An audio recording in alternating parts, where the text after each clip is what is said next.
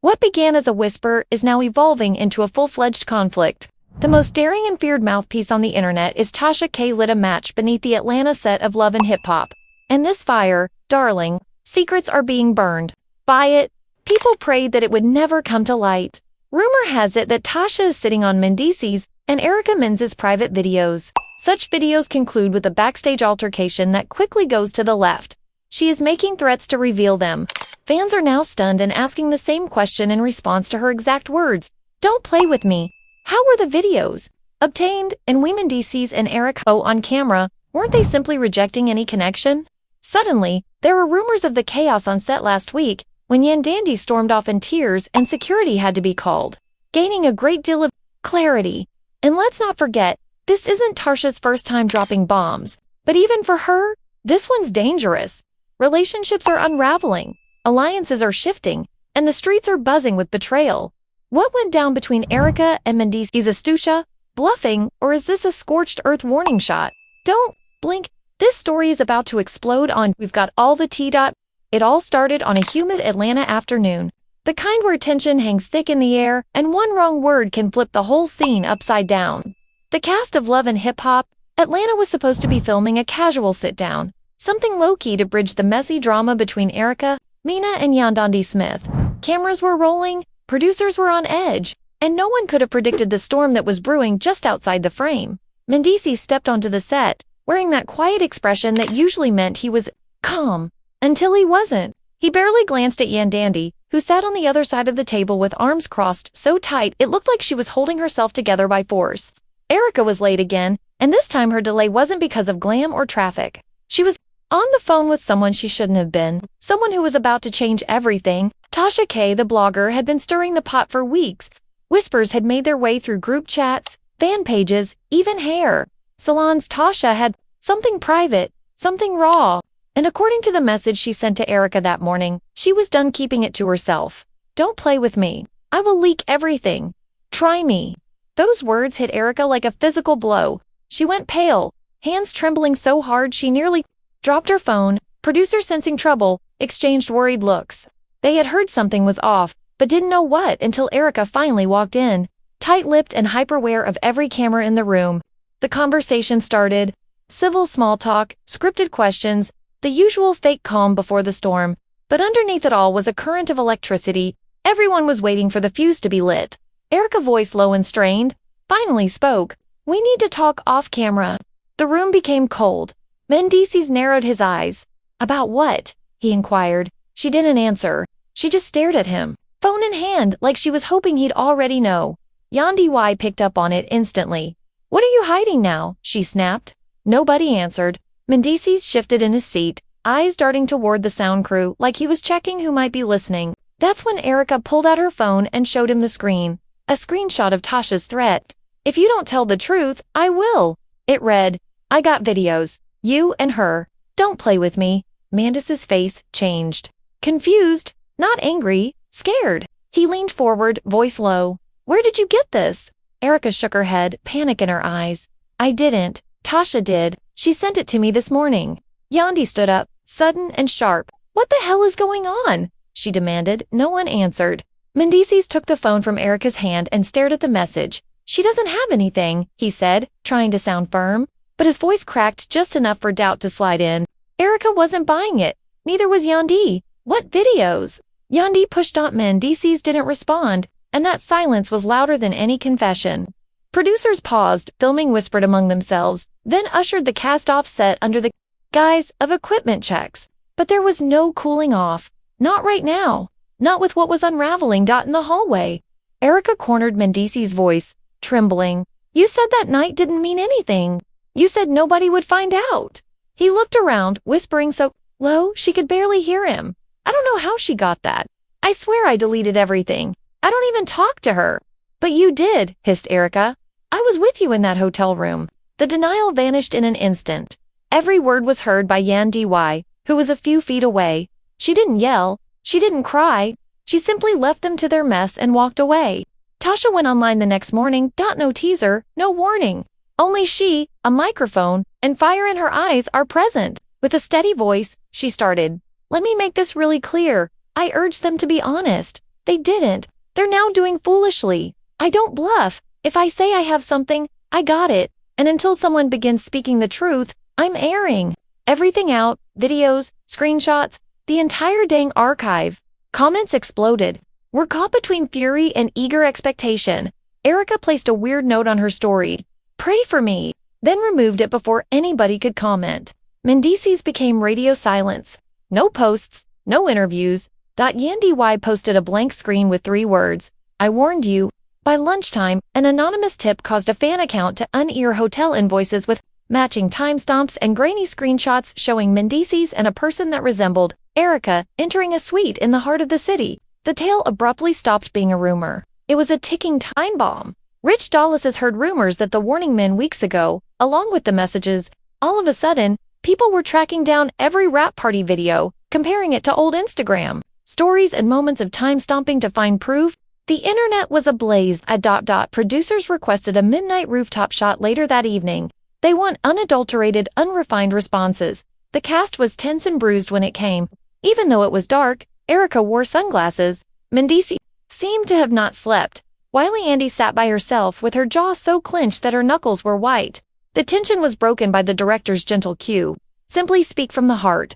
Mendeecees lowered his gaze, his voice barely audible, and Yandy stood, glaring at him, saying, So you cheated on me with her, and now you've got the whole world watching me break? Audible. I made a mistake, Erica said. Yandy made a brief, broken sound as she laughed. Did you make a mistake? She said it again. Or did you decide to cause me harm? He smiled in my face and didn't respond day after day. The cameras started rolling. It seemed like every pulse was magnified. There was stillness when Yandy turned and left. Nobody trailed behind. Backstage producers hurried to review the video, making sure agreements and release documents. It was the most authentic, unvarnished, and explosive thing they had ever filmed. Then everyone's phones were illuminated by a fresh notice. Tasha had shared a picture of AA video clip of 2 blurry people in a hotel bed caused the laptop to halt. The cast was inconsolable when the caption said, Y'all better come correct. I'm done playing with you clowns. Teams of lawyers gathered. Fans and remarks were written by publicists. Like detectives eager for the next discovery, they were sifting over every clue as they dug deeper. Amidst the confusion, Bambi and they were seen talking about loyalty and treachery while shooting their own confessionals off camera. Others conjectured that Scrappy was collaborating with Tasha on a more significant scoop, while others said he alluded to secrets that everyone believes they are aware of. Meanwhile, an anonymous source claimed to have additional texts on Erica's phone. Angles of the video, Tasha failed to appear. I got more. Meet me at the Dogwood Lounge at 2:00 a.m., said an unknown direct message. And with her pulse racing, Erica gazed at the message. She argued, dismissing it, but dread and curiosity prevailed. If someone else possessed more proof, she had to understand the depth of this. Mendeecees was waiting for a knock in his automobile at a shadowy residence across town. His thoughts were racing. Was it even Tasha? A trap or a pal who turned informant? Minutes seemed to drag on forever. The web became tighter. Relationships broke down, and trust eroded with every second that went by. Dissolved, and the ensemble of hip-hop and love slept as the city slept. It was a high-stakes game for Atlanta. Headlights pierced the pre-dawn gloom as Mendeecees sat across town behind the tinted windows of his SUV. Yandy's voice cracked as she yelled, You gave Tasha the bullets? He repeated her charges from the previous evening, swallowed, and dialed his attorney. There was silence in response. He phoned once more. She picked up at last, her voice measured. She said that we must be ready for lawsuits for slander and violation of privacy. Despite her inability to see him, he nodded. Send me a draft. Though his thoughts was racing with another worry, he muttered, What if Tasha's disclosures were only a pretext for something far more sinister? Yandy took sanctuary in the guest room. Of her sister, the walls were adorned with pictures from childhood that seemed to be from a different era. Hands interlocked, her sister sat opposite her. You must stop doing this, she said. You either let go or you fight with everything you have, he added quietly. Yandy's fingers trembled around her coffee cup. Fight who? Him? Her? She? Her? She? Inquired Tasha the network. Her eyes glistened with tears. I'm sick of choose a side. You're choosing yourself, her sister said, reaching over and squeezing her hand. You just need that side. Tasha K was already planning her next move. By lunchtime, when she shared a mysterious quotation graphic that read, Every empire crumbles from within, The comments were analyzed by fans who believed Tasha was foretelling the show's demise. Rumors swirled like whirlwinds, with conspiracy blogs claiming that the network was responsible for some of the leaks. As a means of increasing viewership before the season finale, did the producers stage the audio clip? Could it all be fake? Was Tasha collaborating with an insider? The internet was drunk with doubt. It seemed like a scene from a thriller when Erica arrived in the botanical park at dusk. The sky, a whirl of pink and orange, the shadows growing longer like long fingers. Under the willow tree, with his face concealed by a hoodie, the assistant producer she had been promised gave her a sealed envelope that contained, he whispered, text logs, call records, and payment receipts. Erica's pulse raced as she ripped the package open and scanned the pages with timestamps and phone numbers. They traced back to someone you'd never suspect. Before Erica could ask any more questions, the producer disappeared, leaving her alone under the weeping willow, her thoughts racing. The name kept repeating. Rosemary, legal counsel. Mendeecees' phone screen, Erica's name flashing at 2:47 a.m. Bambi spreading blurry images across the bed. Yandi working with Bambi in a shabby hotel room 2 blocks away, the thin walls buzzing with air conditioning. Then 5 calls from an unidentified number at 3:01. Bambi said that this is orchestration rather than staging. So Mendeecees wasn't the only one playing games. Bambi nodded. And Erica's meeting isn't a coincidence, someone is setting her up. Yandi stroked a quivering finger over the pictures. Then we exposed them all. Yandi sighed. Resolve. Hardening her eyes. Meanwhile, cleaned social media accounts glowed with pictures of a group discussion between producers and a shell account called Project Overhaul that had been hacked. One message read, need a massive controversy prior to the conclusion, Tasha is on board. Another said, you got it. Turn on the hotel video and the audio. Fans burst out. Make the cast sweat. The network was accused of creating drama in the comments. Critics questioned the ethics of reality TV, and globally popular hashtags were #FakeFAM and #ManuFufu. Fact, you read Mel down. The tale was even taken up by news outlets, who spoke with media experts who bemoaned the fuzziness of the distinction between manufactured turmoil and actual warfare. That evening, the Mendeecees, Arya Yandi and the trio rushed to a secret conference at a secluded rooftop bar. Each wrapped in anxiety, they came individually. Erica carried the evidence packet. Yandi has pictures of Bambi. Mendeecees' attorney was on speakerphone. Their voices were low as they sat at a round table. Erica started to slide the logs over, saying, we're pawns. They covered their own tracks by using Tasha's reputation. Mendeecees grunted and nodded, and Tasha is either a key player or their tool. Yandi glanced at them both. In any case, we're deeper than we first believed. Mendeecees gave his temple a tapping. We can demand documents, according to my lawyer, but that may backfire. Erica gave a headshake. Public pressure is necessary, Yandi said. Fans will force a reckoning if they know the network is dirty. But first, Tasha gives us a statement. The wild card is her. They agreed. Confront Tasha first, leaked the producer. Talk second. Third, insist that the network be transparent. Across town, a planified, delicate, but powerful dot, Tasha K stood on the balcony of her apartment and watched the sunset. I'm holding a glass of champagne, messages lighted up on her phone. Some sources are terrified, while others beg that their identities not be revealed. She grinned. The whole story was still unknown. She alone had the ability to expose. She wrote a tweet while taking a leisurely drink. Tomorrow will bring big disclosures, keep an eye out. Without realizing the undercurrents she had released, the city below hummed. As midnight drew near, the actors and their supporters prepared for the effect. The call logs were like a lifeline to Erica. Yandi practiced her remarks. In order to engage in combat, Mendeecees stole himself. With hearts, they waited by their screens, thumping in time with the second hand of the clock. Tasha's tweet, which linked to an exclusive interview in which she alluded to evidence beyond the leaks, went viral as the hour struck, promising the mastermind's identity and the puppet strings. Once again, the internet exploded. Subsequent discoveries fell like a set of falling dominoes. Legal notifications were sent out, a top producer was suspended, and viewership reached all-time highs. The cast was relieved as they saw the carnage unfold, and fear mixing. The machine was now retaliating after they had revealed it, and the real mastermind behind it all grinned somewhere in the shadows. Seeing the world around her burn well-designed plan, the city seemed to sway on its axis as soon as Tasha's tweet went live. Notifications exploded on everyone's phones in a matter of seconds. Erica's heart was racing as she watched the link-click count rise like an enemy moving forward. She was sitting in her living room, surrounded by legal documents and files of evidence, hoping for a little period of calm that she knew would never arrive.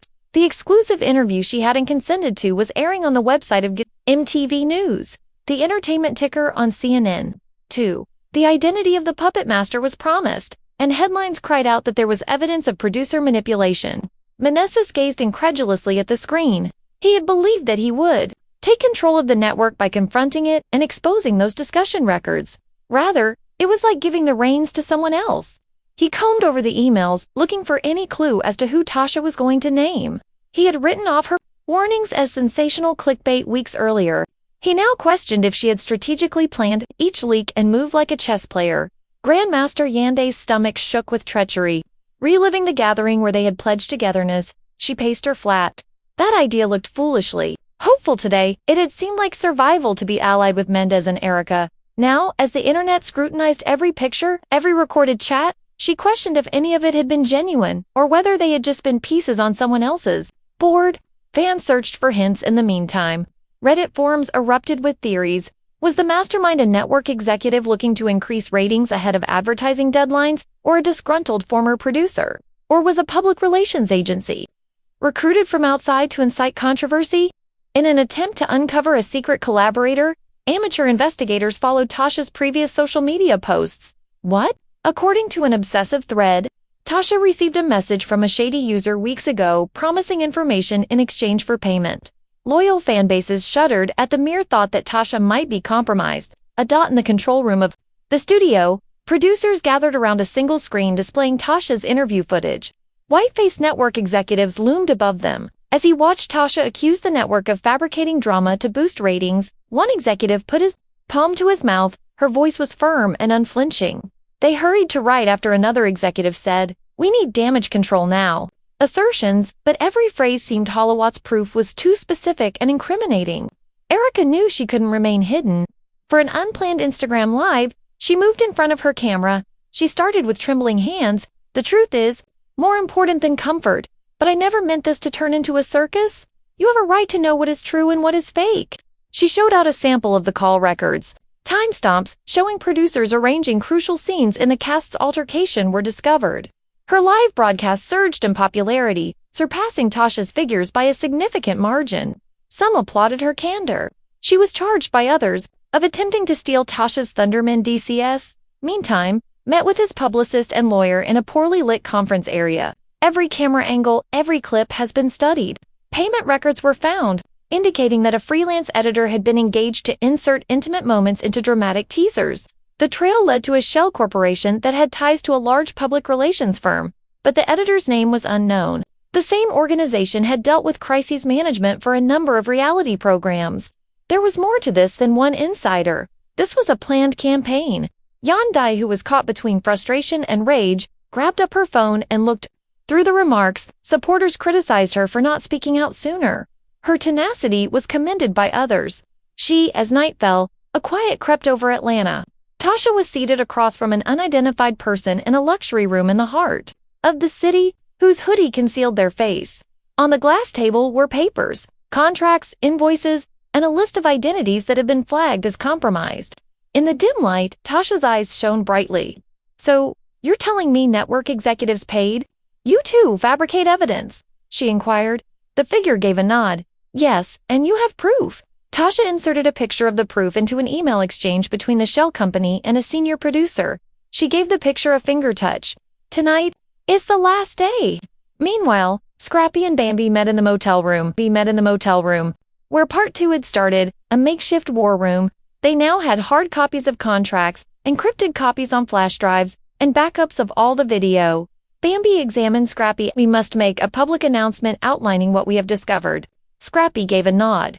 "And we must schedule it to undermine Tasha's subsequent action." Together, they wrote a letter that was uncompromising in its description of how producers had manipulated conflict. Back in her living room, it would be hard to ignore until it was signed and distributed to a big entertainment channel. A direct message was sent to Erica. From Tasha, "Let's meet in the beginning." Erica felt her heart freeze. The venue was the same hotel room from the released films, located in the heart of the city. Although she was aware that it was a trap, she also understood that it was the only way to get out of this. She gave Yandi a call. I'm going by myself, she muttered. Not even Yandy objected. Be careful, she urged. Then, more subtly, be honest. A reporter called Mendez and offered to do an on-camera interview. To keep the story balanced, they wanted to take his side. The offer implied credibility, but the publicist cautioned, "Caution, no live interviews until we have full evidence." After some hesitation, he consented and set the interview for dawn. Tasha produced her last video montage blow as the clock approached midnight once again. By contrasting the actor's genuine emotions with pre-written producer cues, she exposed the extent of deception. In anticipation of Tasha's release, Scrappy and Bambi were getting ready to deliver their joint statement. Deezy prepared talking points for his interview, while Erica prepared herself for the meeting in the hotel room. A Quiet Thou was authored by Yandon D. I will no longer remain quiet. Atlanta held its breath in the dark of night. A deeper conflict, the fight for truth, took place behind